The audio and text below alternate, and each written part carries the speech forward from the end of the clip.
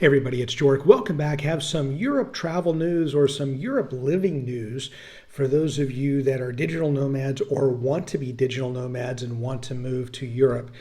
There's this yin and yang going on right now where several countries in Europe have digital nomad visas, which allow you to live somewhere in Europe. And as long as you have this work visa, you're able to do your digital nomad work and away you go.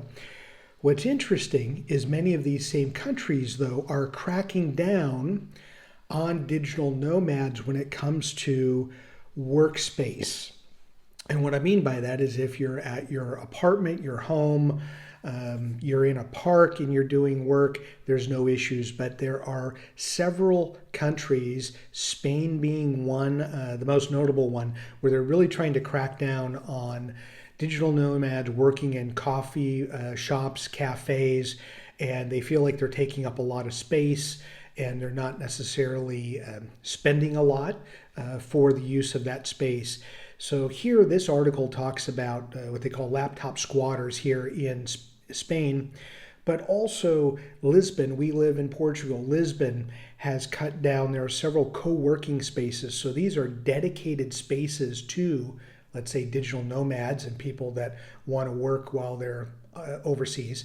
They've shut down, so even limited resources, but even some of the coffee shops that we've seen have either said no laptops available, no working, or if they do, there's like these small spaces that aren't necessarily the easiest to get in and out of. They're a little cramped and confined. I will say here in Lisbon, Copenhagen Coffee Lab does a good job of offering space. But in Paris, in Berlin, Brighton, in the UK, and especially in Spain, there are more people, more shop owners that are fed up going, somebody is here all day. And when I say all day, let's say they're there 6 to 8 hours and they have a coffee and that's it. Or maybe they just get tap water and they're not, let's say, buying food or more drinks. So that is something that is happening across Europe. So there's this backlash, if you will, because people, I guess, want to be able, obviously, they want tourists in there to spend money, or they want locals in there to spend money, as opposed to digital nomads who they feel are not spending money. So there could be some, I think, some easy solutions here that you either charge an hourly rate, or if you have a designated area in a cafe, instead of, let's say, charging an hourly rate, you do it, but you do it, you have to get a coffee an hour, or if you're going to be there for a half a day, you do have to order, I don't know if there's a food option available or something. There has to be a way to make it equitable to where the shop owner is still getting money for that space, but also the digital nomad isn't, let's say, using the Wi-Fi for free, because the Wi-Fi is not free.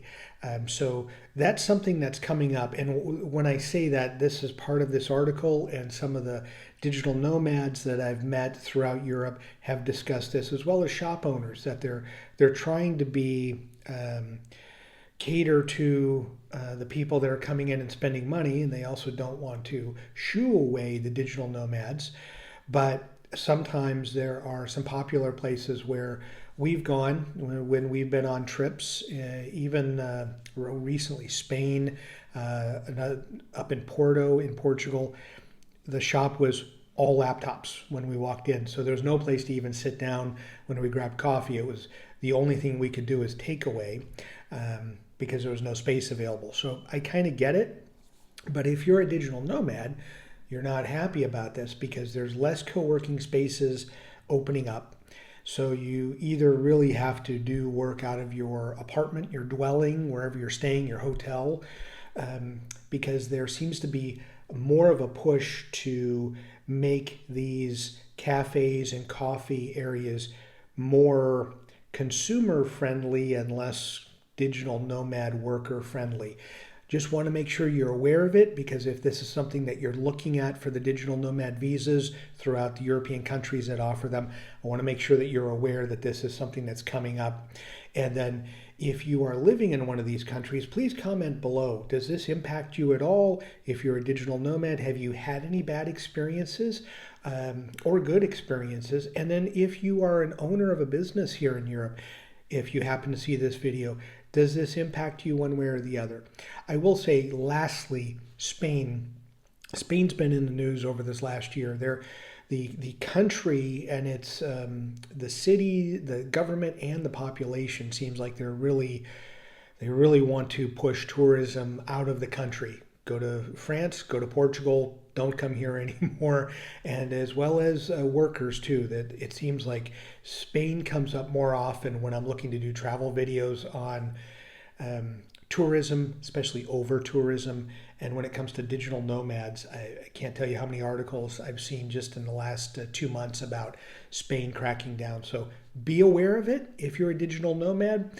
Hopefully, when you go enjoy a restaurant, or a cafe, or you want a cup of coffee when you're on a vacation, hopefully there's room for you to do it without having to deal with 20 laptops and you have no space.